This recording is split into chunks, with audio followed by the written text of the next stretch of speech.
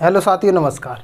आपका स्वागत है फिर से एक और नई वीडियो में, जिसमें हम आपके लिए लेकर के आए हैं युद्ध, पानीपत के युद्ध। और बहुत महत्वपूर्ण युद्ध है ये पानीपत के युद्ध, जो मुगल काल के अंदर हुए थे।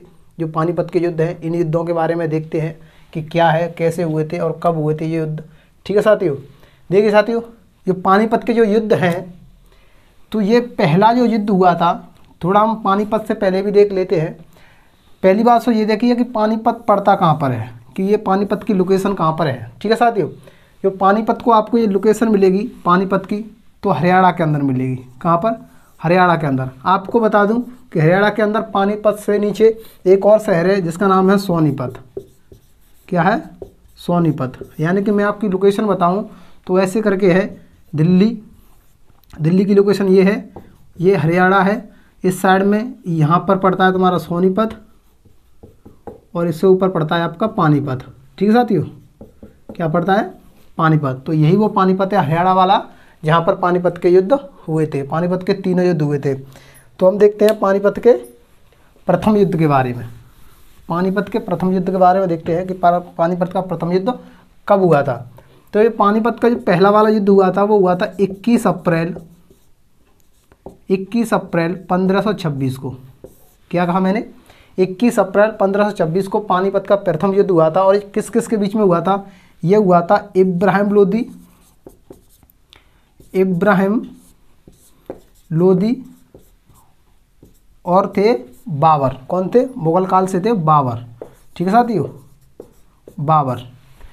यानी कि 21 अप्रैल 1526 को इब्राहिम लोदी और बाबर के बीच में ये युद्ध लड़ा गया था। इब्राहिम लोदी कौन था, थोड़ा इसके बारे में चर्चा कर लेते हैं कि इब्राहिम लोदी कहाँ से आया था, ये युद्ध क्यों हुआ था और कैसे हुआ था। थोड़ी पानीपत के पहले वाले युद्ध से थोड़ा सा पीछे चलते हैं कि एक्चुअली में हुआ क्या था उस दिन, क्या एक्चुअली में हुआ क्या था कि ये युद्ध करना पड़ा था। तो देखिए, पानीपत से पहले हम चलते हैं थोड़ा, तो हमें एक वंश मिलता है जिसका नाम है लोदी वंश। क्या साथियों? लोदी वंश। हमें एक वंश मिलता है लोदी वंश। और इस लोदी वंश की जो स्थापना की थी, इस लोदी वंश की जो स्थापना की थी, वो की थी बहलोल लोदी ने। किसने की थी? बहलोल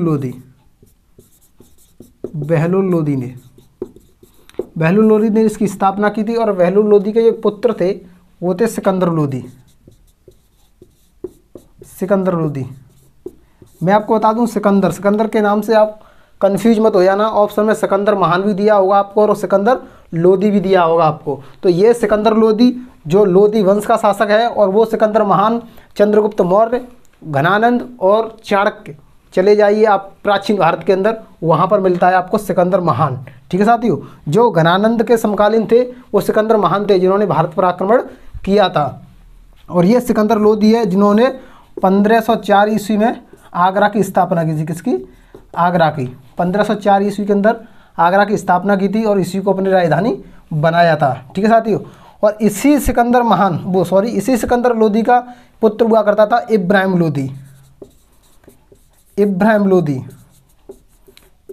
लोदी हुआ करता था, जिसके साथ बाबर का युद्ध हुआ था। युद्ध कैसे हुआ था मैं आपको बता देता हूं। जब सिकंदर लोदी की मृत्यु हुई थी, तो इब्राहिम लोदी सिंहासन पर बैठे थे। दिल्ली के सिंहासन पर इब्राहिम लोदी बैठे थे। जब इब्राहिम लोदी बैठे थे, उस टाइम बाबर 1519 में बाजोर पर आक्रमण किया था। बाबर ने बाजोर पर आक्रमण किया था, यानी बाजोर के दुर्ग को बाबर ने जीता था। और 1524 के अंदर बाबर लाहौर के अंदर आ गया था। कहाँ पर? बाबर लाहौर के अंदर आ गया था और बाबर लाहौर को जीत लिया था उसने। यानी कि सिंध प्रांत को लगभग जीत चुका था बाबर, पूरा सिंध प्रांत को बाबर जीत चुका था। और उसी टाइम राजस्थान के मेवाड़ में, कहाँ पर? राजस्थान के मेवाड़ के शासक थे जिनका नाम था राणा सांगा। क्या नाम था? राणा सांगा इनका नाम था, जो मेवाड़ के शासक हुआ करते थे। और पंजाब के जो सूबेदार हुआ करते थे उस टाइम पर, पंजाब के सूबेदार, आपको बता दें कि जो पंजाब के सूबेदार थे उनका नाम था दौलत खां। उनका नाम हुआ करता था दौलत खां, जो पंजाब के सूबेदार थे। दौलत खां, ठीक है साथियों। यानी पंजाब के सूबेदार दौलत खां हुआ करते थे, और तो उस टाइम पर राजस्थान के जो मेवाड़ है, मेवाड़ में शासन किया करते थे राणा सांगा। तो जब सिकंदर लोदी की मृत्यु होती है, उसके बाद इब्राहिम लोदी सिंहासन पर बैठते हैं, सिंहासन पर बैठते हैं, तो राणा सांगा और दौलत खां, राणा सांगा और दौलत खां कहते हैं कि इसको सिंहासन से उठाया जाए, इसके दिल्ली के सिंहासन को इब्राहिम लोदी को उठाया जाए। किसको? इब्राहिम लोदी को उठाया जाए। और उसी टाइम पर लाहौर और बाजौर पर आक्रमण किया था, भारत के जो सिंध प्रांत पर आक्रमण किया था वो बाबर ने किया था। उस टाइम पर बाबर छाया हुआ था यहाँ पर। तो राणा सांगा ने और दौलत खां ने एक रणनीति बनाई थी कि हम क्यों ना बाबर से कहें कि बाबर दिल्ली पर आक्रमण करो और इब्राहिम लोदी को उठा दो। क्या? दिल्ली पर आक्रमण करो और इब्राहिम लोदी को दिल्ली के सिंहासन से हटाया जाए और आप यहाँ से वापस चले जाना। दिल्ली के सिंहासन पर फिर कौन राज करेंगे? राणा सांगा सोच रहा था कि दिल्ली का सिंहासन बाबर जो है इब्राहिम लोदी को उठा करके युद्ध करके उठा करके फिर राणा सांगा का अधिकार हो जाएगा। किसका? दिल्ली के ऊपर किसका अधिकार हो जाएगा? राणा सांगा का अधिकार हो जाएगा। ये राणा सांगा ने सोचा था। ठीक है साथियों। तो राणा सांगा और दौलत खां बाबर के पास गए। उन्होंने बोला था कि बाबर आप जाओ दिल्ली पर और आक्रमण करो, जिससे इब्राहिम लोदी दिल्ली छोड़े, सिंहासन छोड़े और हम वहाँ पर शासन करेंगे। बाबर ने इनसे बोला था कि मैं तो रहा भाई पहाड़ी इलाके का आदमी रहा, मुझसे ये नहीं होगा और मुझे दिल्ली के बारे में ज़्यादा खास कुछ पता नहीं है। ये बाबर का बयान था। इस राणा सांगा को बाबर का बयान यही आया था कि हम तो रहे पहाड़ी इलाके के आदमी और हमको दिल्ली के बारे में नहीं पता। तो राणा सांगा ने बोला था कि अरे हम किस लिए हैं, हम बताएंगे आपको दिल्ली के बारे में क्या है क्या नहीं है। तो इब्राहिम लोदी का सारा काला चिट्ठा, शासनकाल का सारा काला चिट्ठा राणा सांगा ने बाबर को दिया था कि ये है इब्राहिम लोदी के शासन का सारा सब कुछ बता दिया था इसने, राणा सांगा ने। जब बाबर को सपोर्ट किया था दौलत खां ने और राणा सांगा ने बाबर को सपोर्ट किया था। वो जब बाबर आया था कब? 21 अप्रैल 1526 ईस्वी को बाबर ने फिर दिल्ली पर आक्रमण किया था। किस जगह पर?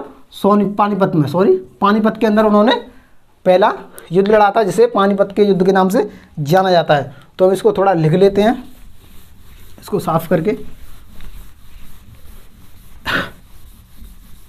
कि पहला युद्ध पानीपत का कब हुआ था?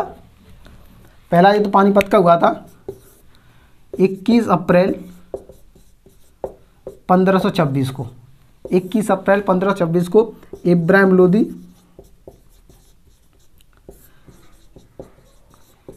लोदी और बाबर के बीच में, किसके बीच में? बाबर के बीच में। कहाँ पर हुआ था? ये हुआ था पानीपत में। और ये पानीपत का कौन सा पहला था? कौन सा था? पानीपत का पहला युद्ध था, पानीपत में हुआ था। ये पड़ता है हरियाणा के अंदर। कहाँ पड़ता है? हरियाणा के अंदर पड़ता है। और इसमें जो विजय होती है वो किसकी होती है? बाबर की जीत होती है।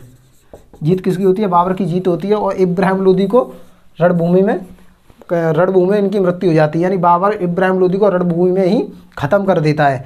यानी कि दिल्ली सल्तनत का, आपको क्वेश्चन आए कि दिल्ली सल्तनत का ऐसा कौन सा शासक था जिसकी रणभूमि में लड़ते हुए मृत्यु हो गई थी? तो वो एक ही शासक था, इब्राहिम लोदी, जो लड़ते लड़ते रणभूमि में शहीद हो गया था, जिसकी मृत्यु हो गई थी। ठीक है।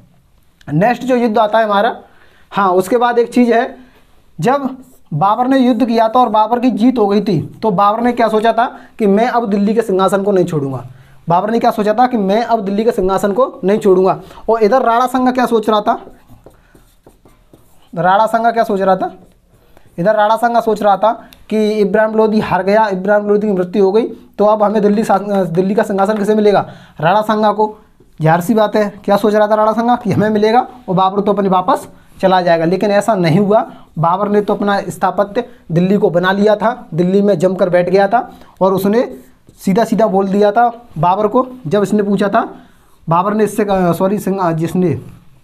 राणा सांगा ने बाबर को बोला था कि अब तो इब्राहिम लोदी की मृत्यु हो चुकी है, अब यहाँ से आप चले जाइए। तो बाबर ने इनको बोला था साफ साफ कि हम यहाँ से नहीं जाएंगे, अब दिल्ली का सिंहासन हमारे हाथ में रहेगा। और बाबर ने मुगल काल की स्थापना कर दी, यानी मुगल वंश की स्थापना किसने कर दी थी? बाबर ने मुगल वंश की स्थापना कर दी। ठीक है साथियों,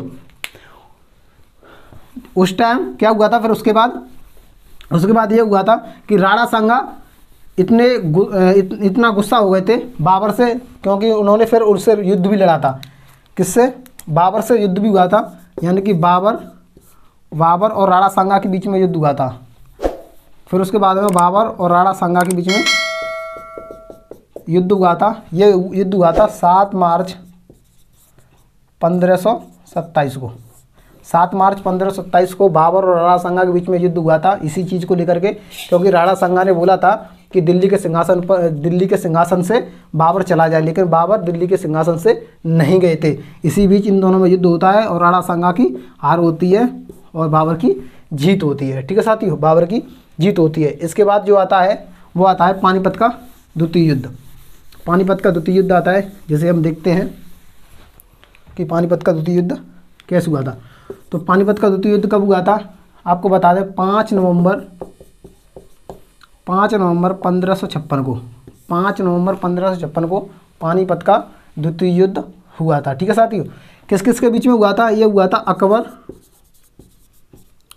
अकबर और हेमू के बीच में। किसके बीच में? अकबर और हेमू के बीच में, जिसको बोलते हैं विक्रमादित्य। क्या बोलते हैं? विक्रमादित्य। अकबर और हेमू के बीच में बोलते हैं, जिसको बोलते हैं हम विक्रमादित्य। ठीक है साथियों, अकबर, यानी कि इस युद्ध में अकबर खुद स्वयं खड़े होकर नहीं लड़ा था। मैं आपको एक बात बता देता हूँ कि जो पानीपत का द्वितीय युद्ध हुआ था, ये कौन सा युद्ध था? पानीपत का दूसरा वाला युद्ध था। पानीपत का दूसरा युद्ध, इसमें अकबर स्वयं खड़े होकर के युद्ध में स्वयं खड़े होकर के नहीं लड़ा था। इसमें जो लड़ा था अकबर की तरफ से लड़ा था, जो अकबर के संरक्षक हुआ करते थे बैरम खां थे, जो अकबर के संरक्षक हुआ करते थे। इन्होंने ही क्या किया था? इन्होंने ही युद्ध लड़ा था। अकबर तो सिर्फ देखते थे। अकबर सिर्फ देखते थे। क्यों देखते थे? क्योंकि अकबर उस टाइम पर सिर्फ 14 वर्ष के थे। कितने वर्ष के थे? 14 वर्ष के थे, जो 1556 ईस्वी में ही अकबर दिल्ली के सिंहासन पर बैठे थे। दिल्ली के सिंहासन पर 1556 ईस्वी में बैठे थे और 1556 ईस्वी में ही इनके पिताजी की मृत्यु, हुमायूं की मृत्यु हुई थी सीढ़ियों से गिर करके। तो उसी टाइम 14 वर्ष की अवस्था में थे ये अकबर, तो दिल्ली के सिंहासन पर बैठ गए थे अकबर। ठीक है साथियों, और इनका संरक्षक बनाया गया था बैरम खां को। बैरम खां को संरक्षक बनाया गया था और उसी टाइम पर पानीपत का द्वितीय युद्ध होता है हेमू के साथ में और अकबर के साथ में। ठीक है, हेमू और अकबर के साथ में युद्ध होता है, जिसमें बैरम खां संरक्षक होते हैं और बैरम खां इसको हरा देता है। जीत इनकी होती है, हार इनकी होती है। ठीक है साथियों, जीत इनकी होती है और हार इनकी होती है। और अकबर जो है हेमू के सिर को काटकर, अकबर जो है हेमू के सिर को काटकर दिल्ली में पुराने किले के सामने लटका देता है। दिल्ली में पुराने किले के सामने लटका देता है। अब हम चलते हैं सीधे पानीपत के तीसरे युद्ध के साथ। पानीपत के तीसरे युद्ध के साथ चलते हैं कि पानीपत का तीसरा युद्ध कब हुआ था। देखिए, पानीपत का जो तीसरा युद्ध हुआ था, पानीपत का जो तीसरा युद्ध हुआ था वो हुआ था 1761 में। कब हुआ था? 1761 ईस्वी में हुआ था पानीपत का तीसरा युद्ध। और ये युद्ध किस किस के बीच में हुआ था? ये युद्ध किस किस के बीच में हुआ था? तो ये हुआ था मराठाओं के बीच में, मराठाओं और अफगानों के बीच में। किसके बीच में? अफगानों के बीच में। अफगानों के बीच में और मराठाओं के बीच में ये युद्ध हुआ था, पानीपत का तीसरा युद्ध। मराठाओं की तरफ से कौन था? मराठाओं की तरफ से जो नेतृत्व किया था, किसने किया था? वो किया था बालाजी बाजीराव ने। किसने? बालाजी बाजीराव ने मराठा से नेतृत्व किया था और अफगानों की साइड से नेतृत्व किया था किसने? अहमद शाह अब्दाली ने। यानी कि मराठा की तरफ से किया था बालाजी बाजीराव ने और अफगानों की तरफ से किया था अहमद शाह अब्दाली ने। इसमें क्या हुआ था कि अहमद शाह अब्दाली ने मराठाओं को हरा दिया था। अहमद शाह अब्दाली ने मराठाओं को हरा दिया था और इस युद्ध को हारने के बाद मराठा हार चुके थे और अहमद शाह अब्दाली जीत चुके थे। इनकी जीत हुई थी इसमें और इनकी हार हुई थी इसमें। तो बालाजी बाजीराव को इस हार से ये हार इनको सहन नहीं हुई थी। क्या नहीं हुई थी? ये हार इनसे सहन नहीं हुई थी और हार्ट अटैक से इनकी मृत्यु हो जाती है। और ये युद्ध 1761 ईस्वी में लड़ा गया था। कब? 1761 ईस्वी में लड़ा गया था। मराठा और अफगानों के बीच में अहमद शाह अब्दाली थे, इनकी जीत हुई थी। बालाजी बाजीराव थे। आप देख लेना, बालाजी बाजीराव थे, ठीक है कि नहीं, आप कंफ्यूज मत हो जाना। बालाजी बाजीराव थे, ऑप्शन में कई सारे मिलते हैं आपको, ठीक है कि नहीं। तो ये था हमारा पानीपत के तीनों युद्ध, ठीक है साथियों। तो कैसी लगी ये वीडियो और कैसे लगे ये युद्ध, और ऐसे युद्ध में से आपको कौन सा युद्ध आता था और कौन सा नहीं आता था, कमेंट बॉक्स में ज़रूर बताइएगा। और वीडियो अगर आपने अभी तक लाइक नहीं की तो लाइक कर दीजिएगा, और शेयर नहीं की तो शेयर कर दीजिएगा, और सब्सक्राइब तो ज़रूर करिएगा। तब तक के लिए जय हिंद, मिलते हैं अगली वीडियो में।